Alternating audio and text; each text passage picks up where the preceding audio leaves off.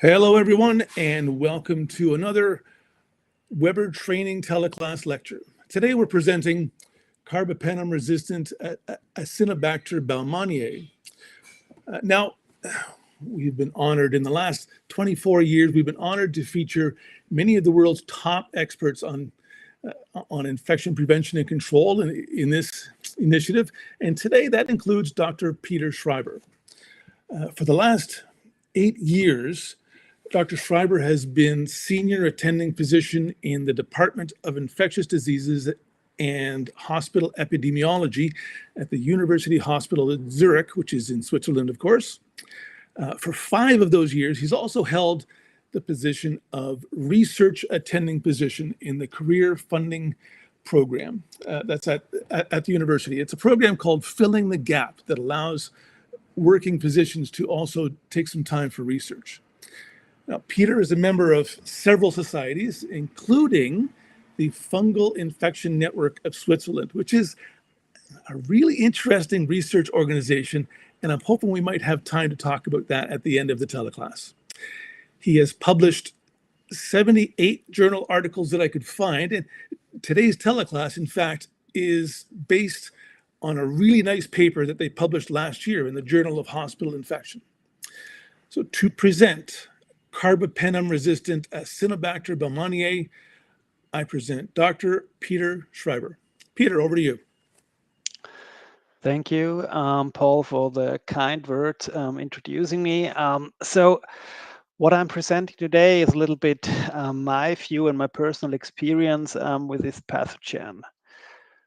First of all, I want us all to have the awareness why this pathogen is relevant. If we look at the WHO bacterial priority pathogens list, they mention that in this update, gram-negative bacteria with resistance to last resort antibiotics are listed, and they start with Acinetobacter baumannii. So, as you see, seems to be a global problem, and a real nice figure, and a little bit older, from CDC 2019, gives some impression about the level of threat that is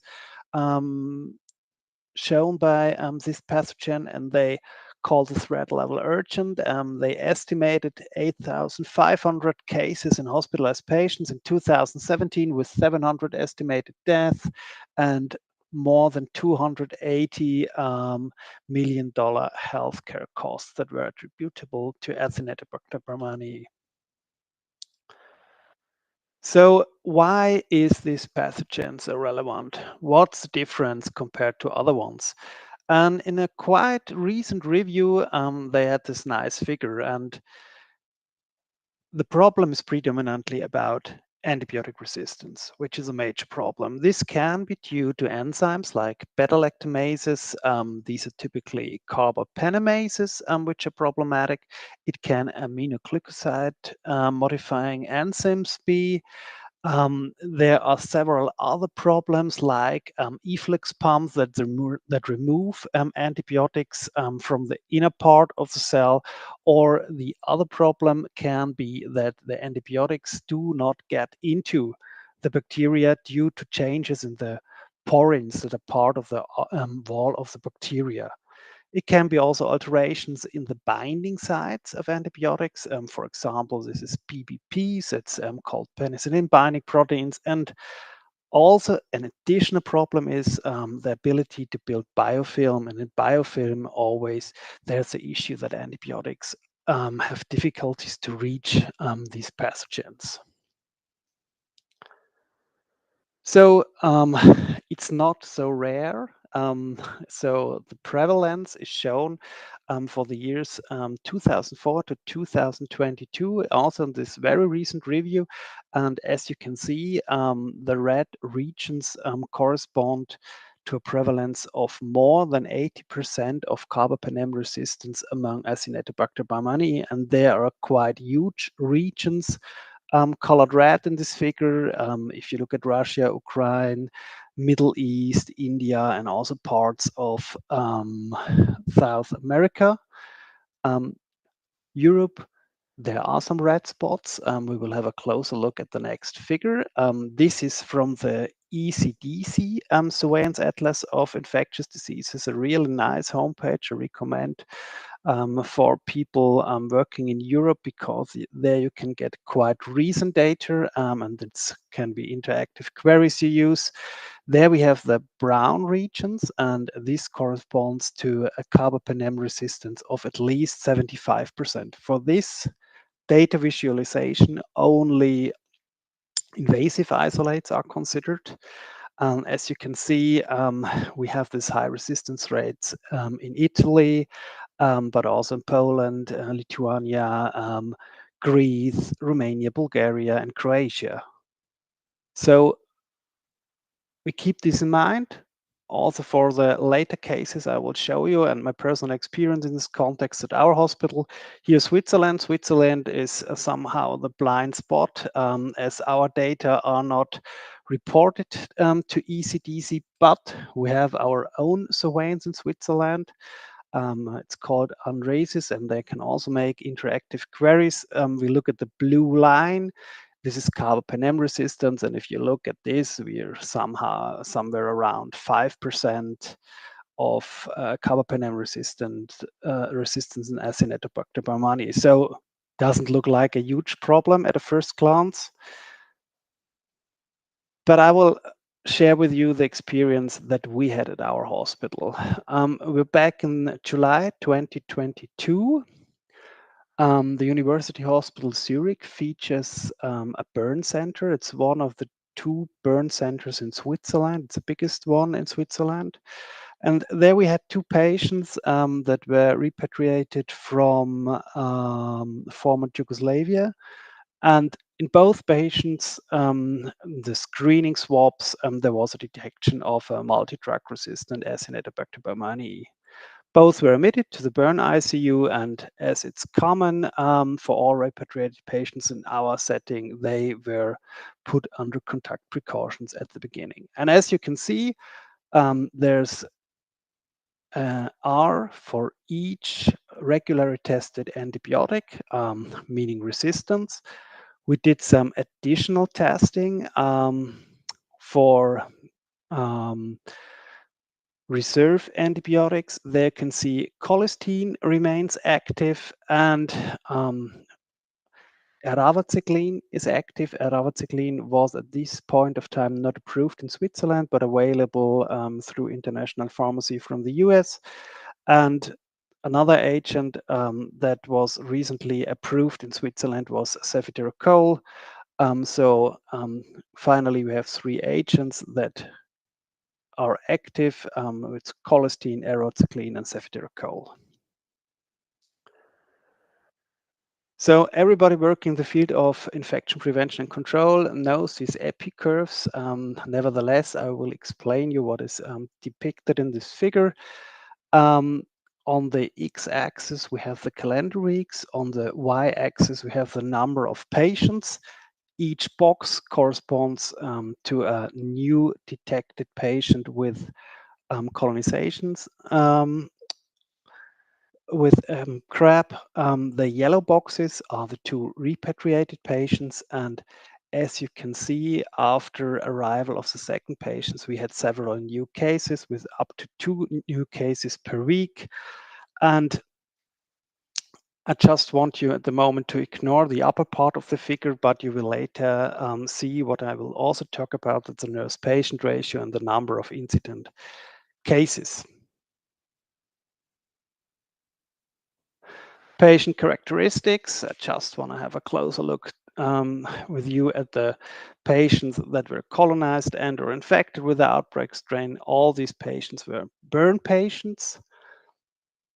The percentage of body surface area with burn lesions of at least degree 2A was almost 30%. And all these patients were directly admitted via the resuscitation room or at our emergency department. So what have we done? We have done many things at one point in time, and as many of you know, outbreak control is somehow an evolving process. We started building an interdisciplinary and multi-professional outbreak team. During this whole outbreak, we had a stop on admissions for non-burn patients.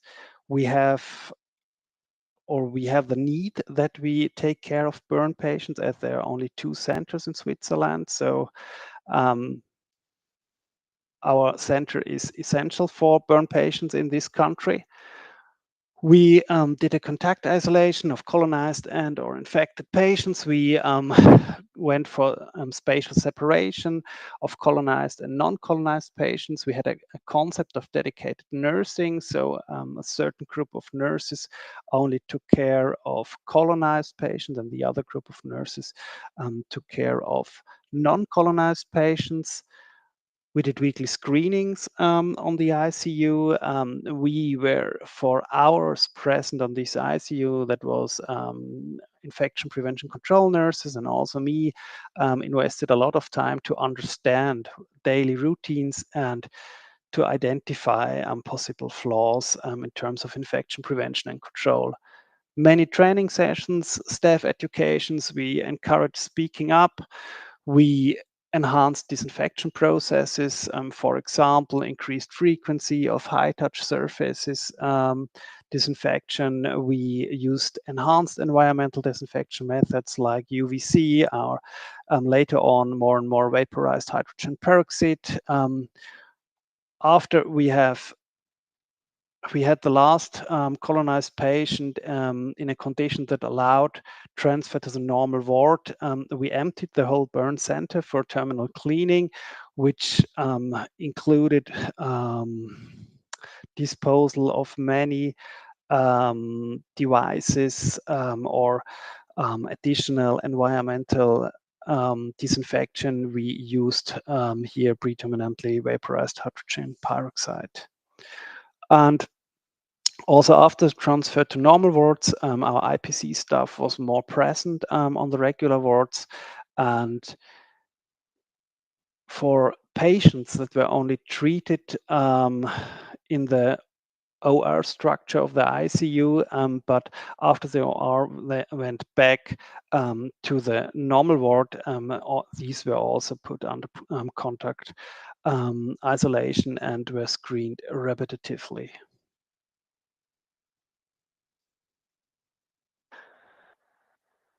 As it's quite common in outbreaks, we also did some environmental sampling. And as you can see, overall, we had 132 environmental samples, and a single sample grew genetically identical MDR Acinetobacter Baumannii. This was one air sample that was gathered in proximity to a colonized patient during a dressing change. That's not surprising.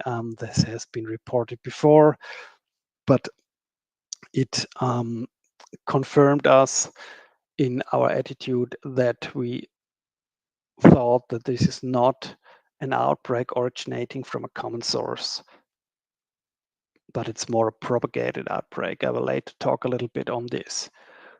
Here in this figure, you see the typing results using Fourier transform infrared spectroscopy.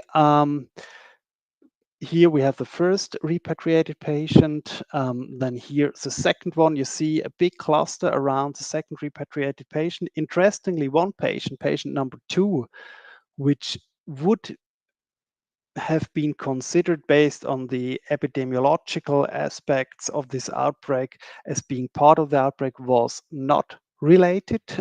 This was a patient which obviously also already had this Acinetobacter Baumannii on or with or inside him when he came to the ICU. This was also supported by sequencing analysis we added, and we did some comparison on the nucleotide identity, which clearly supported this group of patients being clonal. There were overall 9 infections among these patients, 4 ventilator-associated pneumonias in 2 cases, combined with bacteremias, 4 wound infections, 1 primary BSI. 2 patients died, and in these cases, death was considered related to the outbreak strain. We tried to do some risk factor analysis. The number of colonized patients was quite low, but nevertheless, I think it seems plausible what we found. First of all, statistically not significant, but suggestive of a trend. The nurse to patient ratio, if it increased, it tended to be protective from the acquisition of the outbreak strain. And on the other hand, the larger the percentage of body surface area with burn lesions was, the more likely it tended to be that you acquire the outbreak strain. So I already mentioned it regarding the environmental samples. We did not have the hint of a common source. We tested many devices and surfaces that came into our mind. We came to the conclusion that it's more likely a propagated outbreak with direct and indirect transmission. And this was also consistent if you talked to the healthcare workers working there. Transmission occurred predominantly in periods with high patient numbers, when dedicated nursing was not perfectly done, and periods where there was a high proportion of flirt nurses.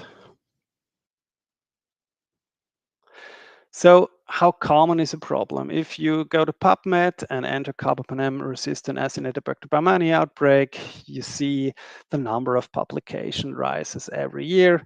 I stopped in 2024, but if you look at 2025, it's June, will be likely similar to the year before.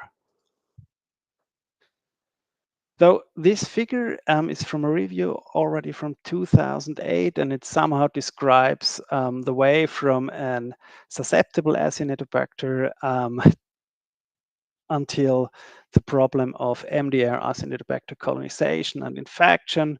On the right, there are certain factors that are exacerbating the problem, and on the left, there are certain mitigating factors.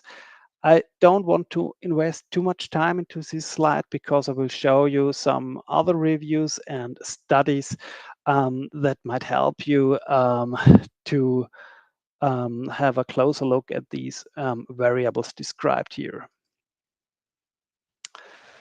Though this study from 2017 addressed or tried to identify patient and healthcare worker factors associated with an increased risk of transmission during patient care regarding Acinetobacter baumannii positive patients. This was a prospective cohort study done on IMCs and ICUs. It was 52 adult ICU patients or IMC patients that were known to be infected or colonized with Acinetobacter baumannii.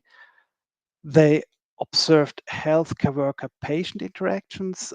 They took cultures of the skin, respiratory tract, perianal area from participants and checked whether there was Acinetobacter baumannii present. And healthcare workers' hands and gloves were sampled after the interaction was finished. And you see some of the baseline characteristics of this cohort: 52 patients, mean age around 54, 55 years, a predominance of males. Most of these patients were localized on the medical ICU. And on the right, table 3 shows factors associated with potential transmission. You remember outcome, positive cultures of the gloves or hands of the healthcare worker after the interaction with the patient. And what they found were some specific interactions that were associated with a quite high odds ratio. This was wound dressings and also interaction with the endotracheal tube or tracheostomy side with odds ratios of 8 or even 5 for the airway. And another thing that seems quite interesting to me is whether the Acinetobacter baumannii strain was multi-drug resistant or not. And if it was multi-drug resistant, the odds ratio was significantly higher. So this might be also somehow a variable not related to the host, not related to the healthcare worker, but somehow related to variables of the pathogen. The conclusions they had was that healthcare workers' hands gloves are frequently contaminated. This is not surprising for us, but I think the interesting part was that it was somehow specific interactions that were associated with higher risks, and also the fact that the multi-drug resistance seemed to be associated with a higher risk of the outcome contamination of healthcare workers' hands, gloves. And this is something I think which might be also interesting for future research. So as often we're doing environmental samples, and our study supports us that most of the time it's direct or indirect transmission.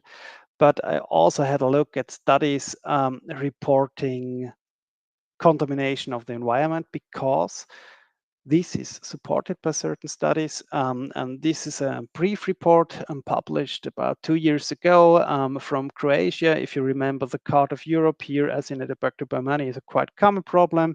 It was a COVID-19 ICU treating 67 patients with severe COVID-19, and of these 67 patients, 29 acquired a co-infection with Acinetobacter Baumannii.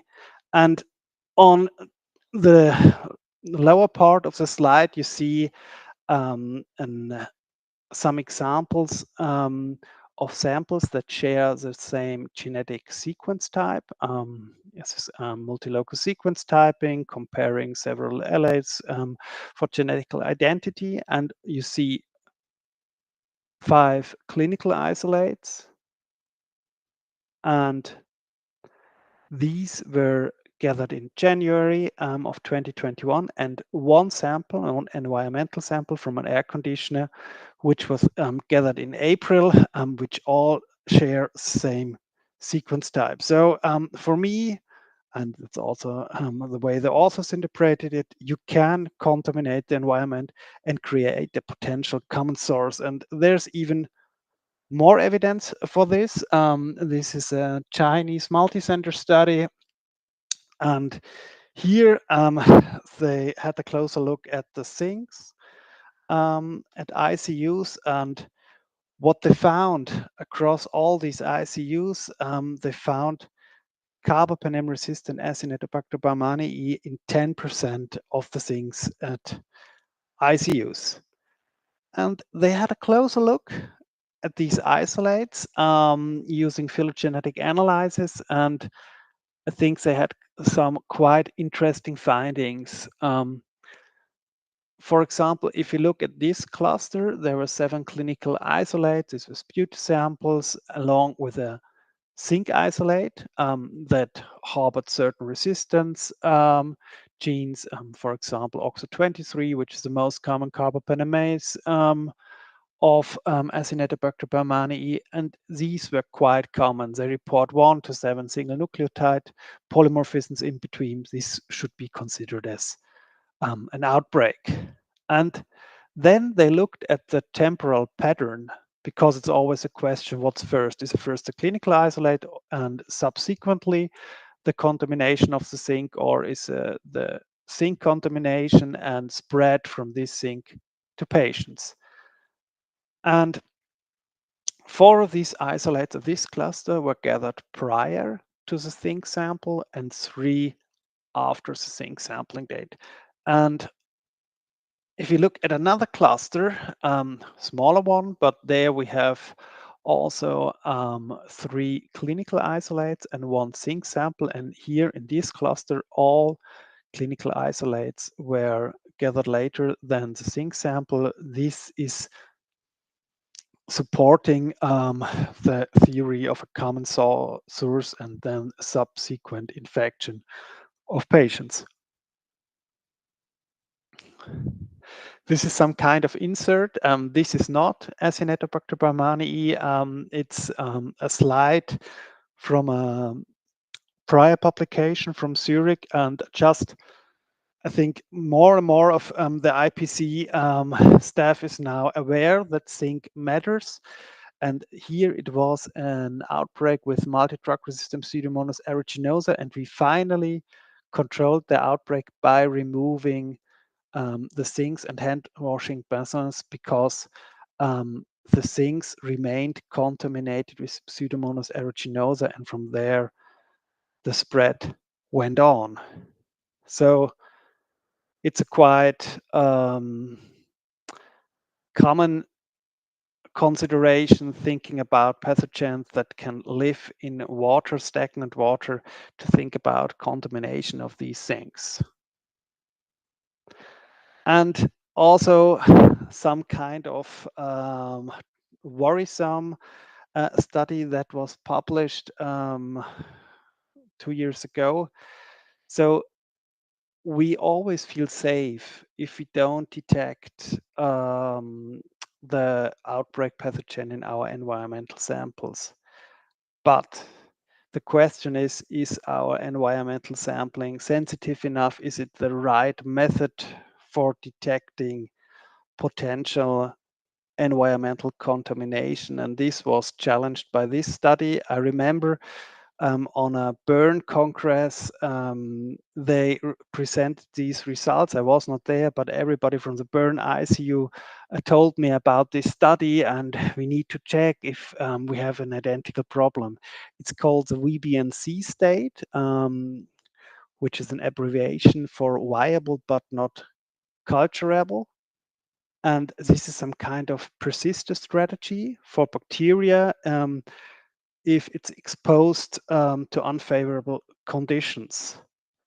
And they did some different kind of experiments. I'm not a specialist for basic science, like live dead staining, activity assays, and resuscitation experiments, but I will try to make it understandable as far as I got it.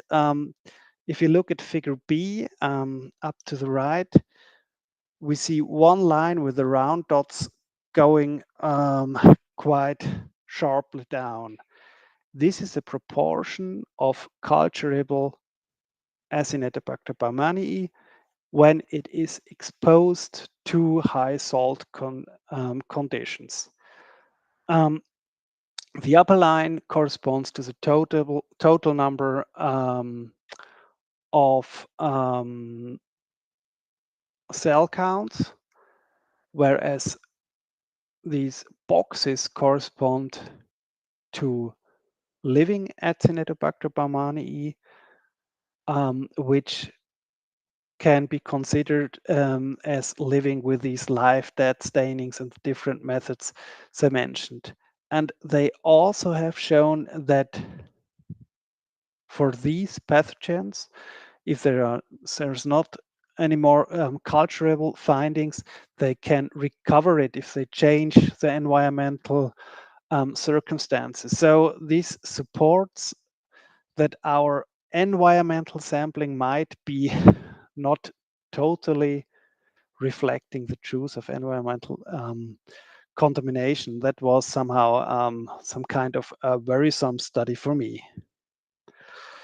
So if you look into literature, what have other IPC teams done to control outbreaks? There was a systematic review also from Swiss IPC teams where they had this nice tornado diagram where they reported on the left, based on findings from the studies, what were factors contributing to the outbreak and what were the corresponding control measures.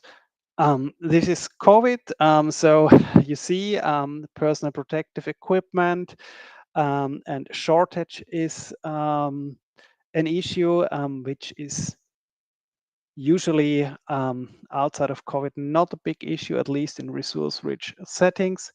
But as you can see, environmental contamination was frequently mentioned in the study, and many studies used enhanced disinfectants.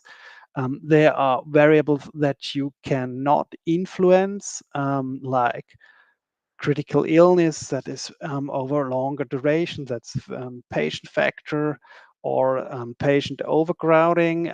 This is somehow also going into nurse-patient ratio. I will later talk a little bit on that. Staff burnout, and so you can address it with reduction in staff workload. And many studies have also done enhanced screening, which is important because you need to be aware how many patients are already colonized, because with clinical isolates, you only get the tip of the iceberg. Many studies have done environmental sampling, isolation, cohorting. I will later talk in specific studies on these topics. And also a really nice review.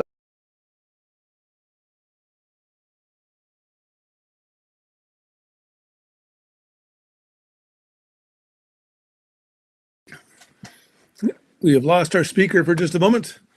Hopefully he'll reconnect shortly.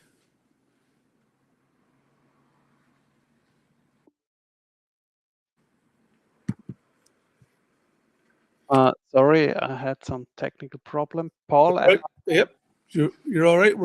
We're on slide 45. Yeah, but it's working again. Okay, good. Thank you. Okay.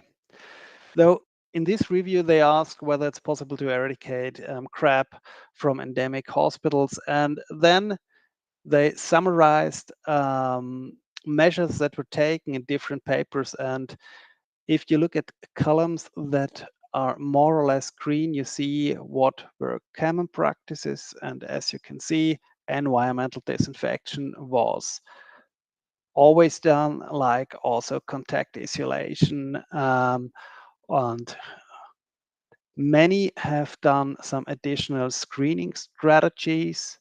Training education was a common element, and interestingly also genotyping. But here you see also a bundle of measures that can be done. I had a look at it when I was confronted with the outbreak and thought, okay, many of these things we already had implemented, but it also helped you to think, did you miss something or not for your self-check? And if you think about environmental contamination, there is one paper, I think, that is quite interesting. I'm not sure about feasibility for all settings, but they called it cycling radical cleaning procedure. And what they have done within their ICU, they identified a so-called transitory area. This was always clean and disinfected at each cycle. What was one cycle? They used for disinfection sodium hypochlorite for environmental surfaces and hydrogen peroxide for all medical devices.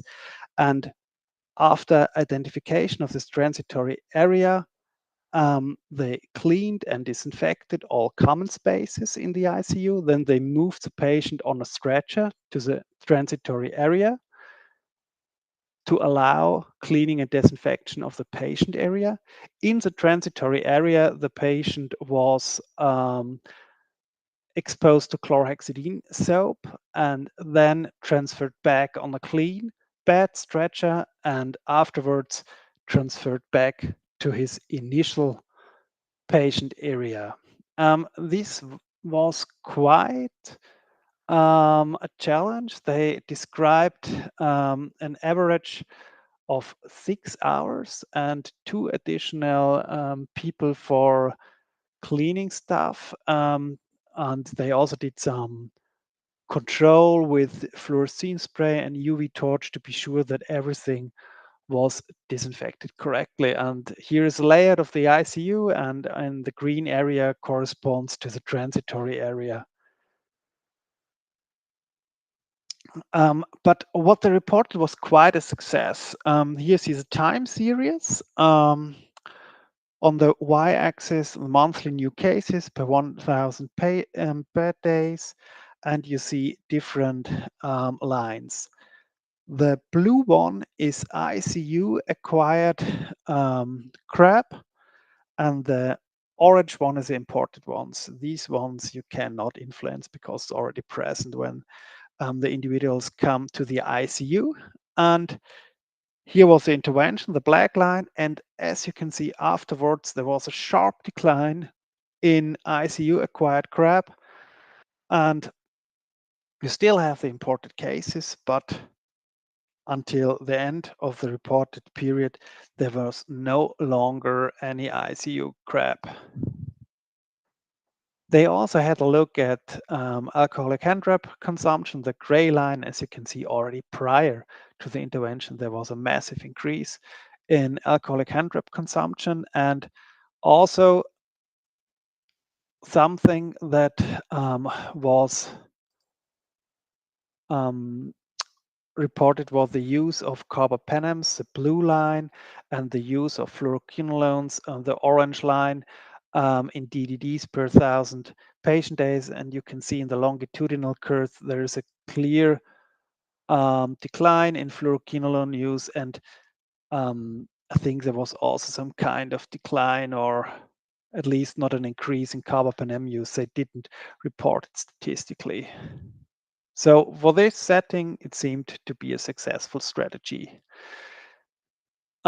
Quite small outbreak report, including 4 transmissions of Acinetobacter Baumannii was reported in this, also for a burn ICU here. And what they have done quite early was the patient and healthcare worker cohorting, and as you can see, they started here, and shortly afterwards there were no more transmissions. And the cohorting concept was also something we have done, and I want to shed some light on this aspect. There's also a mathematical study I will later on show you. Here's an overview. As always, in an outbreak, you do many things at the same time. They did some contact precautions, and interestingly also droplet precautions. I don't think that this is of major relevance because it's via direct or indirect contact typically transmitted. Screening, the cohorting with dedicated staff, somehow the concept we had was spatial separation, and dedicated nursing, how we called it, training, hand hygiene, and they also had a focus on excreta management. That's something we had not done, and it's not commonly reported. They did some environmental sampling, was all negative, and they also used enhanced environmental cleaning. And this was a very, very recent study. It's is now in press at the Journal of Hospital Infection, and I needed to add it because I think it's one of the better performed studies addressing the association of cohorting of CRAB patients and transmissions. It was a quasi experimental study at Schreiber Medical Center, quite a big hospital, between January 2022 and June 2024. They cohorted all CRAB patients in the internal medicine departments, and along with cohorting, they intensified the disinfection procedure, twice daily routine, and double terminal cleaning of all rooms that featured CRAB patients. And additionally, it's maybe something that is not temporarily clearly related to the rest of the intervention. They started chlorhexidine bathing, which was an intervention targeting initially at reducing CLABSI rates. And these are the quite impressive results. Here you see the monthly incidence of acquired CRAB BSI, period before and period after the intervention. You see the chlorhexidine bathing was a little bit later introduced, but as you can see, the offset and the slope of the line has changed. This was quite impressive for me. And also something that I found quite interesting. Here you see the monthly number of admitted individuals known to be colonized with CRAB or detected within the first 48 hours following admission. And with this, you see that the problem of considering the number of patients that are admitted to the hospital with CRAB already present at admission has increased, and nevertheless they were able to reduce the numbers quite impressive for the outcome infection. Now, few words to nurse to patient ratio and transmissions. There was this scientific reports paper, which is almost 10 years old. For me, it was a little bit hard to understand. I hope that my statements reflect the findings from the authors, but they tried to quantify and the impact of cleaning the environment and nurse to patient ratio, as well as cohorting on MDR Acinetobacter Baumannii transmission. This was data from a Chinese ICU, and they used different mathematical models. And here you see the data they used. It was obviously data collected over half a year. The red line are the ones individual number of patients that had a new acquired multi-drug resistant Acinetobacter baumannii, and the blue line is in parallel the number of patients that were not colonized. There you see the detection rate during the screenings, and the correlation between detection rate and number of colonized patients is shown on the lowest figure. And they modeled for different assumption of the indirect transmission rate. In the upper three figures, the indirect transmission rate was set to 48.9%. And the more we go to the right, the more is the cohorting rate. On the upper right, we have 100% cohorting. On the left, we have 50% cohorting. On the y-axis, we have the number of colonized patients in 500 days. And on the x-axis, we have the nurse to patient ratio. And you see also in the setting where we have a high, quite high indirect transmission rate, the more cohorting we have, and the more the less incidence cases we have of patients with being colonized with multi-drug resistant Acinetobacter baumannii.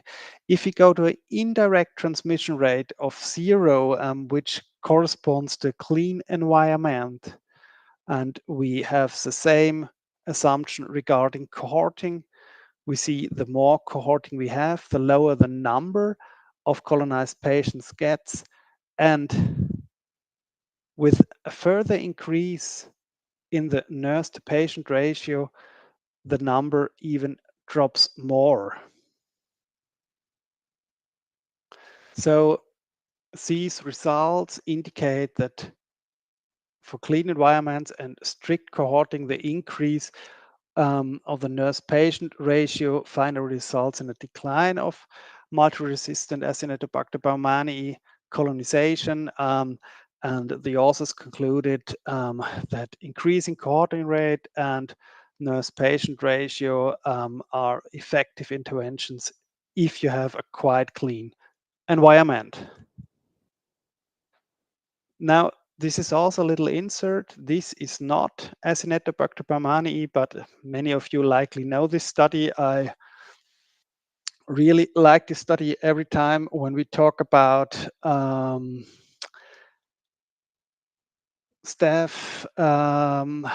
staffing levels and HAIs. This is data from a US metropolitan city with 3 campuses, 2,000 beds, more than 100,000 discharges annually, data between 2007 and 2012, more than 100,000 patients were analyzed, 4,400 HAIs almost.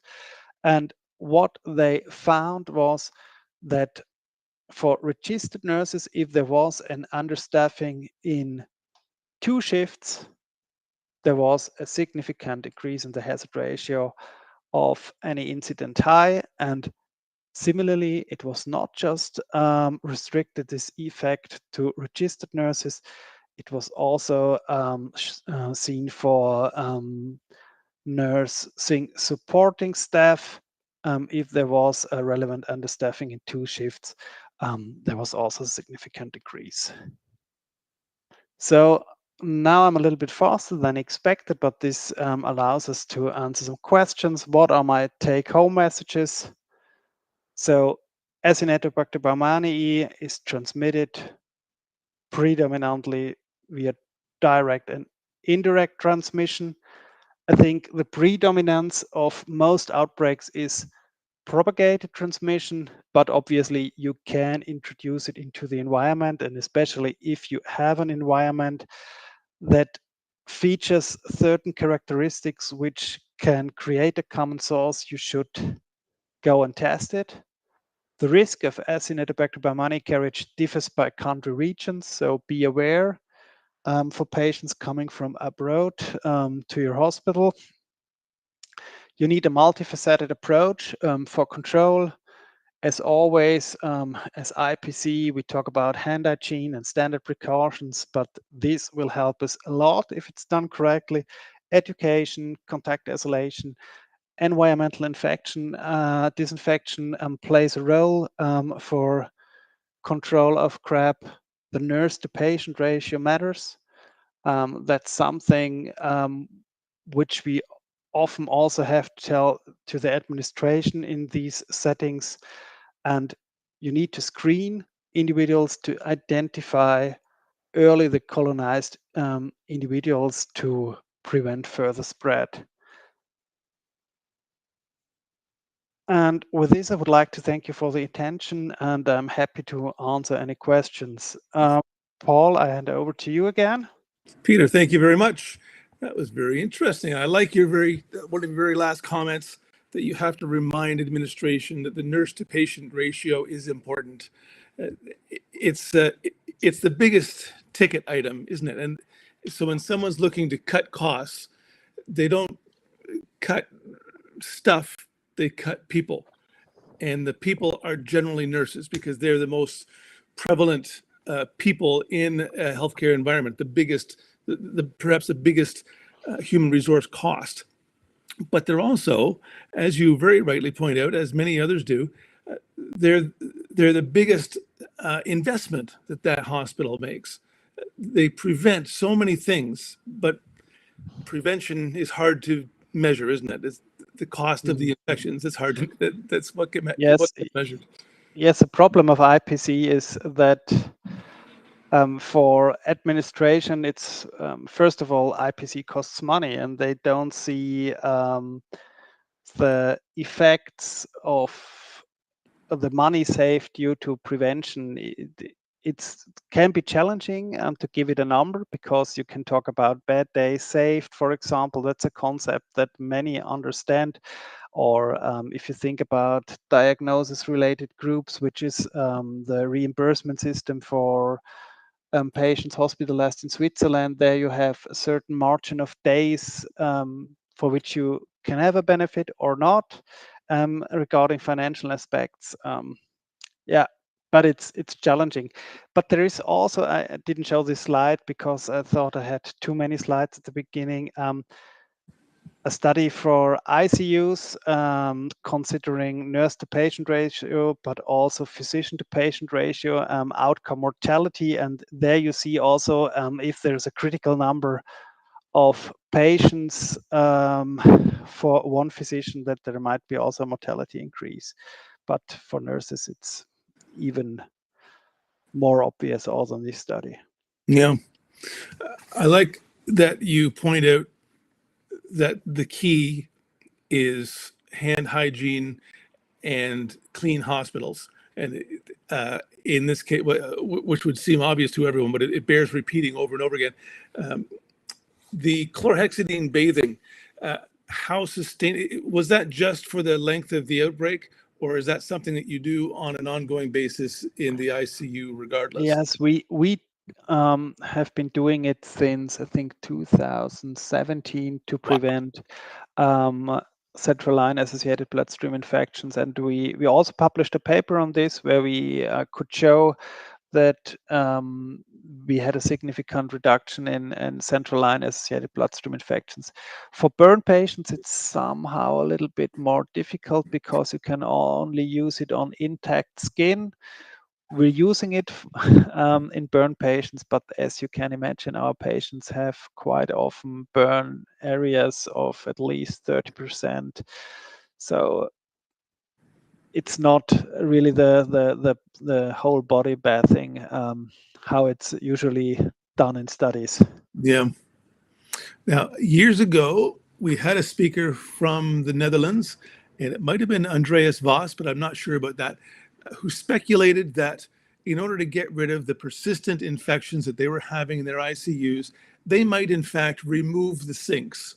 And I remember scoffing inside my head, thinking, no one is ever going to remove a sink in the ICU. Whatever would they do?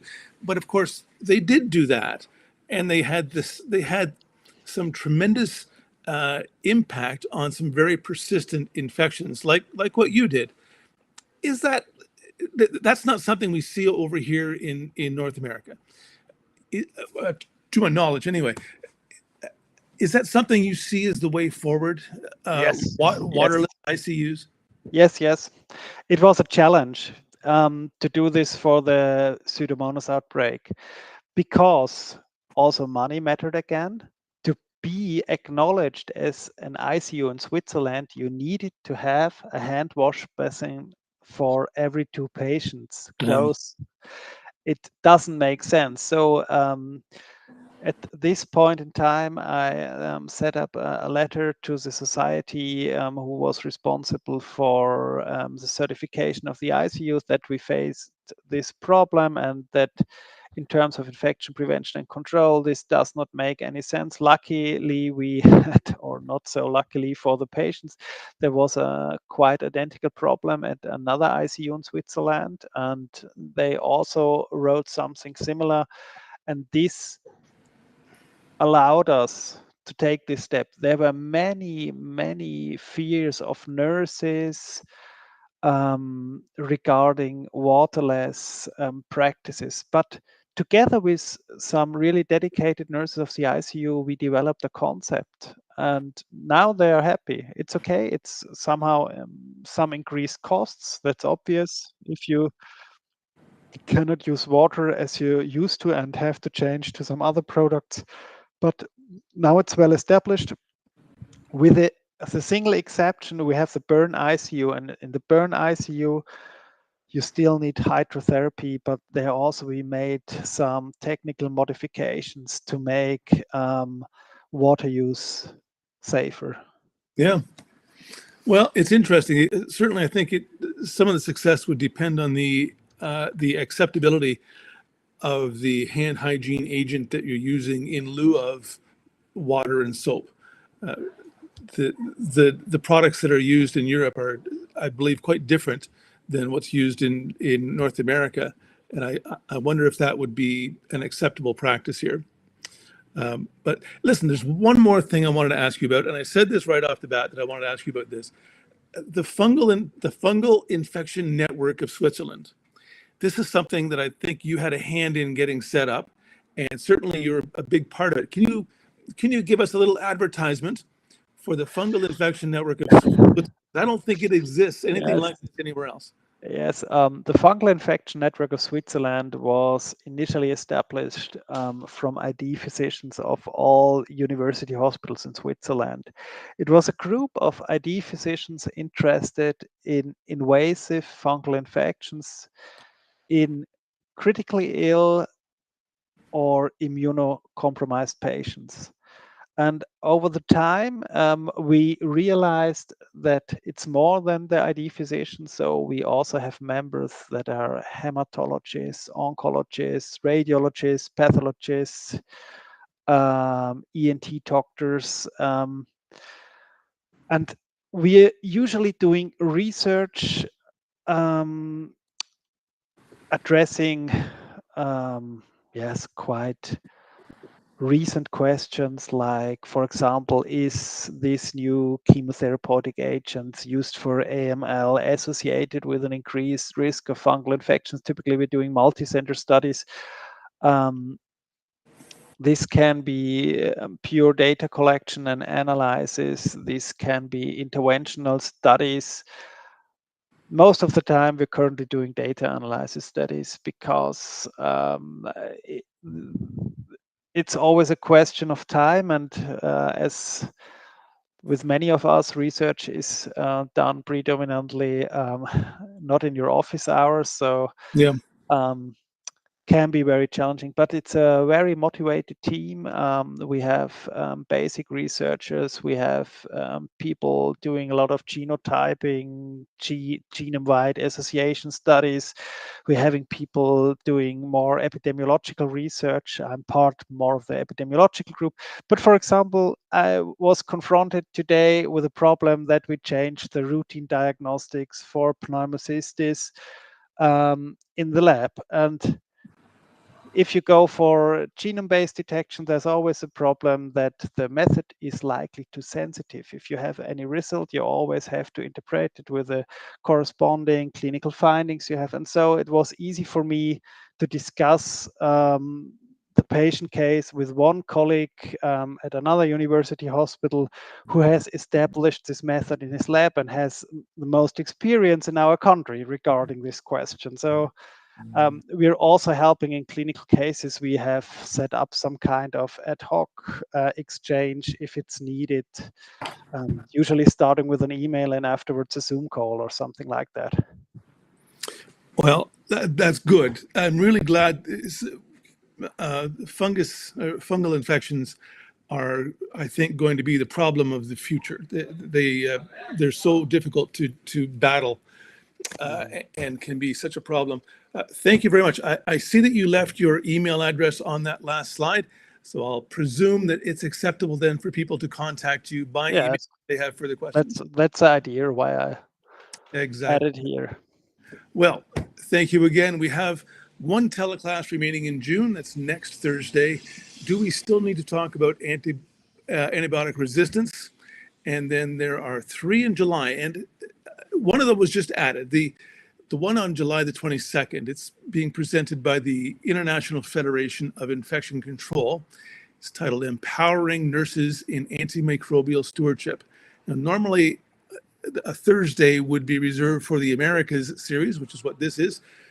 But that was the date when everyone was available. So we're actually having an Afro-European teleclass on the Thursday, July 24th. That will be excellent. And then there you can see topics there in August, including one of our Australasian teleclasses. I hope you'll be able to join some or all of those. And lastly, thank you very much to our patron sponsors, Diversity a Solenis company, I think I'm supposed to say, Virox Technologies, and Gamma Healthcare. These organizations help us a great deal. Peter, thank you again. This was very interesting, and I think it's going to be worthwhile for a lot of our listening audience. We have a lot of people who are battling the same things, and it's, as you pointed out in one of your early slides, it's a big deal. And this has been very helpful. Thank you again very, very much. Thank you for the invitation. So to everyone else, glad you joined us either live or by recording, and we'll look forward to speaking with you again very soon.